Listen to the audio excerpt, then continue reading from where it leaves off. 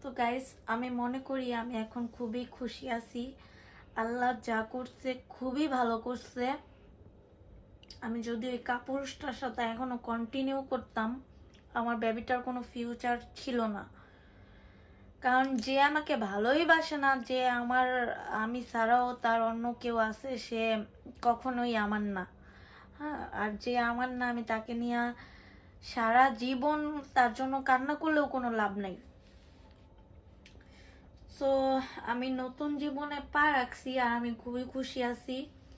আমার বেবি আসলে অবশ্যই আপনারা ভিডিও দেখতে পারবেন।